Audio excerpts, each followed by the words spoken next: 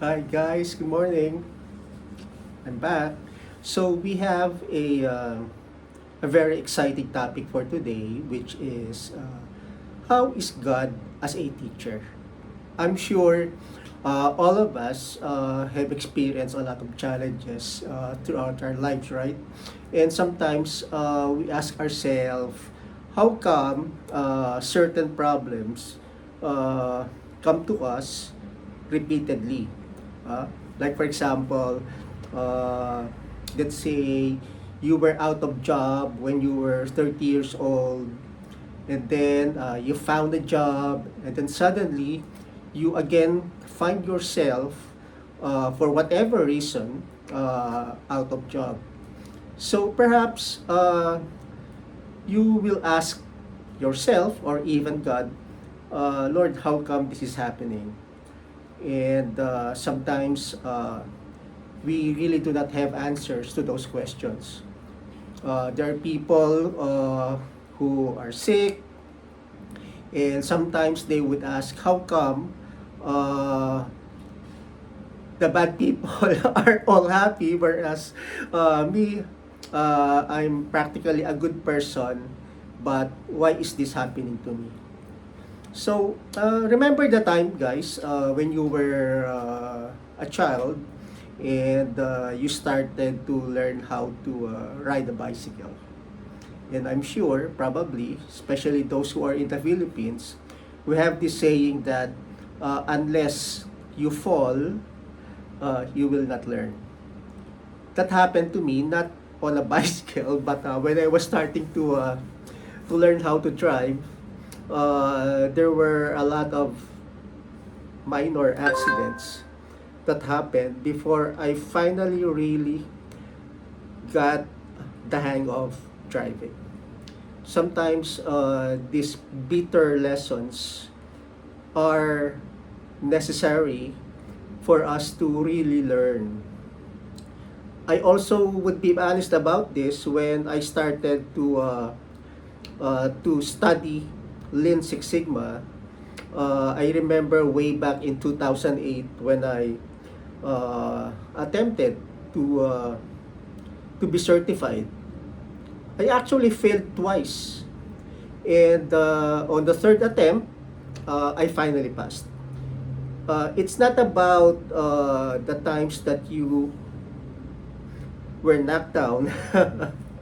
It's about the times that you rose up and continued the hard work, and finally uh, after studying, restudying, making adjustments, you finally found a way to pass the exam or hurdle a life challenge. And sometimes these life uh, challenges would cause extreme anxiety on our part, sleepless nights, etc.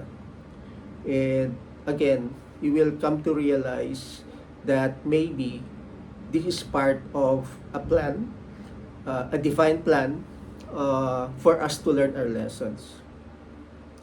There was a great politician here in the Philippines that mentioned that uh, our prayers are actually meant not to change the mind of God, but actually to change our mindset to accept God's will.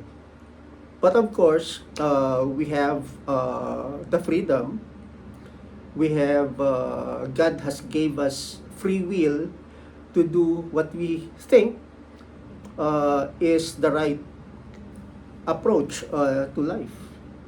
But nevertheless, as we keep trying and learning,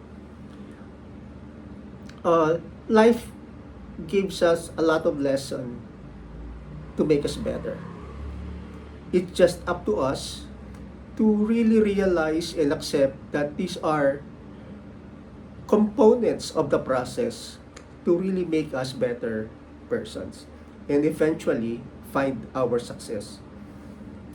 In some beliefs, this tweaking of our spirituality is called reincarnation, and the belief is that when we die, we come back to earth to be a better person, undergo the same challenges, and hopefully we will make better decisions. Uh, it is very relatable to Six Sigma, guys. Because we have what we call PDCA, which is plan, do, check, and act. So it is very much applicable to work, wherein you plan your action plans, and then you pilot them, and then make some notes, observations, so that you can do the necessary adjustments, and then do it again. It is a cycle until such time that you get the appropriate action plan. Again, it is a cycle. It does not end there because circumstances will vary from time to time. So, in summary, how is God as a teacher? And how come the lessons are very difficult, very hard? I think, and based on my observation, God puts us in a situation wherein we actually have no choice.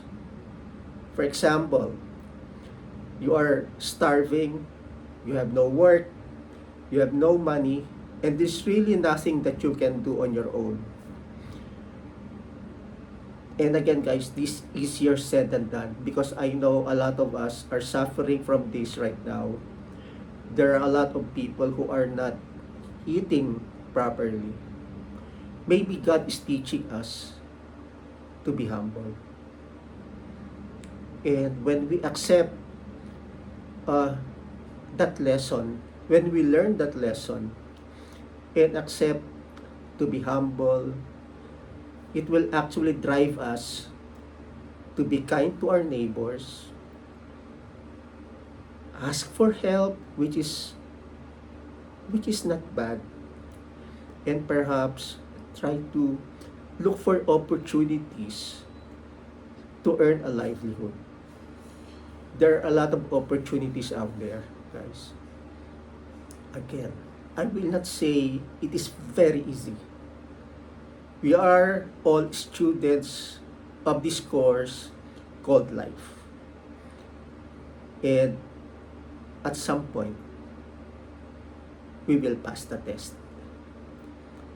And the key there is really to ask guidance from God.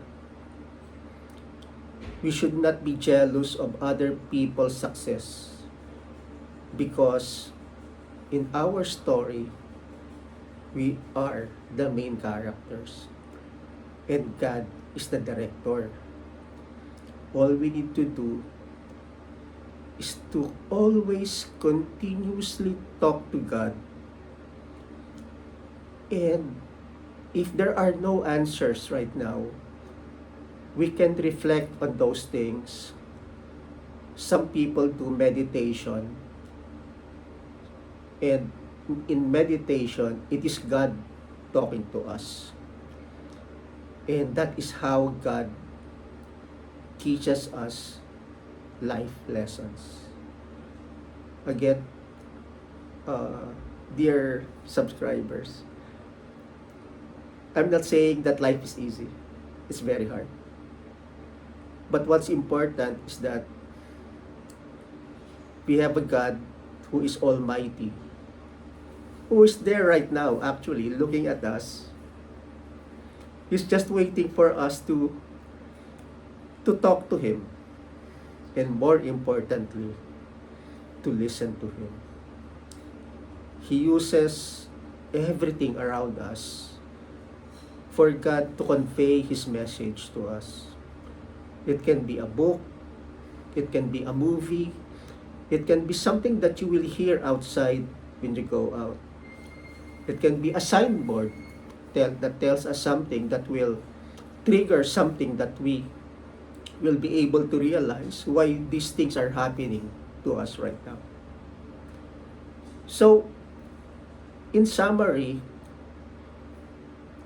God teaches us, in my opinion, to be humble, to realize that for us to be able to solve life challenges is for us to align ourselves to the Almighty, because His mind is infinite. All the things that we want are already existing.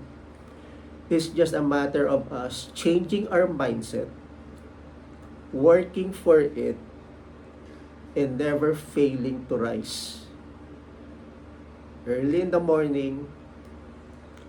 And since we are people who ourselves done wrong to our neighbors, we definitely need to start practicing forgiveness. Again, guys, it's very hard. But when we forgive, it's like being God Himself, because when you do something that's really very hard, you are exceeding expectation. And make sure that we thank God for everything that is around us. How many of us have noticed the sky, the plants, everything around us is God's painting? It is a new painting every day of our lives. And it is a masterpiece. God creates His masterpiece, His work of art every second, just for us. That's why we need to thank Him.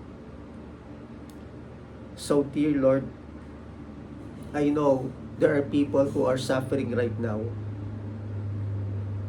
Please give us the gift of humility to align our minds to You, to accept those that we cannot change, but to work hard for the things that we still can change. And dear Lord, I know after this prayer, we will go back to who we are.